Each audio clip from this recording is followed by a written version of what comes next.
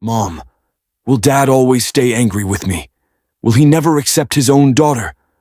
My child, you know your father. His anger doesn't fade easily. His resentment is breaking me from inside every single day. Don't worry, Emily. One day he will accept you and your family. Emily had married Ethan exactly a year ago, against her family's wishes. They had fallen in love during college.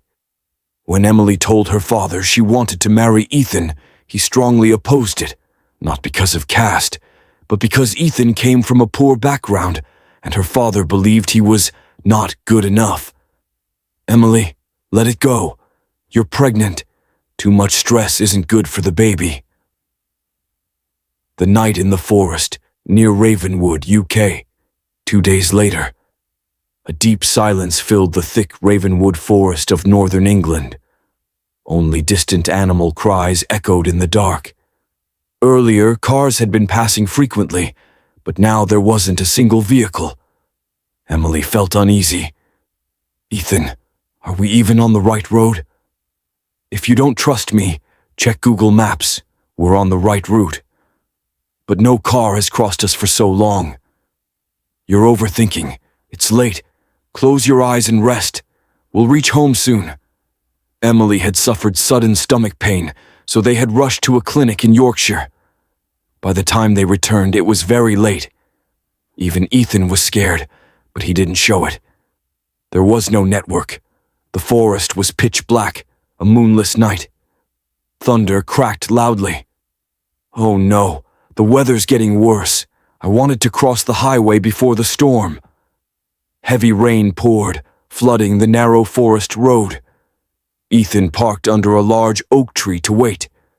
Then, thud. Something fell on the car's hood. Blood mixed with rainwater flowed down the windshield. Emily screamed. Before they could react, a blood-covered hand slapped the side window, leaving a bright red handprint sliding down the glass. Ethan, drive! Please go! I'm trying. The car refused to start. What the hell? I'll get out and check, Ethan said. No, it's midnight. Don't go outside. He tried again. Suddenly, the temperature inside the car dropped sharply, freezing cold. Emily looked back. A dark shadow was sitting silently on the back seat.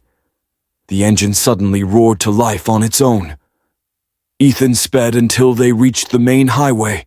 They finally reached their home in Ravenshire town. But Emily's fear didn't leave her. The haunting begins. That night, Ethan slept. Emily couldn't.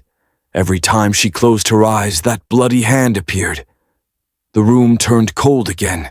She felt warm breath on her shoulder, as if someone was standing right behind her.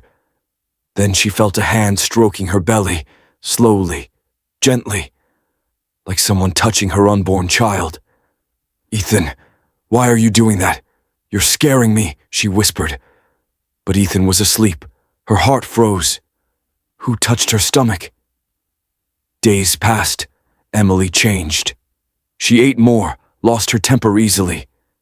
Ethan ignored it as normal pregnancy behavior. One evening, he returned from work. A strange chemical smell filled the house. In the kitchen, he found Emily holding a matchstick. The gas stove was open, leaking gas for a long time. She was about to light the match. No, Emily, stop! He grabbed it from her. She hadn't even realized the gas smell. Ethan, I don't know what's happening to me. This was just the beginning. Signs of possession. One afternoon, Ethan saw her talking angrily to herself in the mirror. When he approached her, she became normal. Emily was now in her 9th month. The delivery was near, but her behavior grew worse. Ethan, it feels like someone is always around me, watching me, touching my belly. He told everything to his mother, Margaret, who lived in the countryside. You should have told me earlier. Pregnant women are spiritually vulnerable. I'll get a protection charm from Father Gabriel. She placed a holy protection bracelet near her home altar. Tomorrow morning, I'll tie this on Emily's wrist. But that night, Emily screamed. Her nightgown was torn near the belly, and across her stomach were deep claw marks, as if an animal had attacked her. Ethan rushed her to Ravenshire Hospital. The doctor was stunned. These marks, they're not normal. Could be some severe allergic reaction or trauma. Emily glared angrily and left without speaking. Later, when Ethan told his mother about the claw marks and the incident in Ravenwood Forest, Margaret grew pale. There's a spirit trying to claim her unborn child. The curse reveals itself. The next morning, Margaret tried to tie the protection bracelet on Emily's wrist. It burst into flames. "This is a terrible sign," she whispered. "Tell me again, when did this all start?" Emily and Ethan remembered the night in Ravenwood Forest. Margaret immediately said, "I must meet Father Gabriel. Something evil is happening." While she went to the church, Emily worsened. Her belly would swell unnaturally, then shrink. At night, her voice changed. "This child is mine. No one can take him from me." But during the day, she acted normal. Later that evening, Margaret called Ethan. "Father Gabriel says someone performed a dark ritual against her." Ethan was shocked. The tragedy, Ethan decided to take her to the countryside church. But when he entered the room, Emily was on the floor, surrounded by blood. He rushed her to the hospital. The doctor emerged after a long time. "I'm sorry. The baby didn't survive. The fetus died before you arrived." Ethan broke down. "Please, save my wife." After the operation, Margaret revealed the truth. Father Gabriel said the dark ritual was performed by someone close to Emily, someone who wanted to prevent this child from being born. "What do you mean?"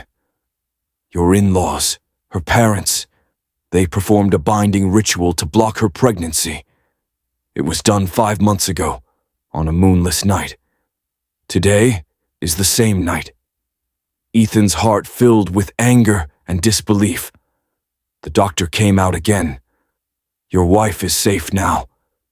Days later, Emily recovered physically. But when she learned her own parents caused her child's death, she cut all ties with them. Yet she never recovered from the grief.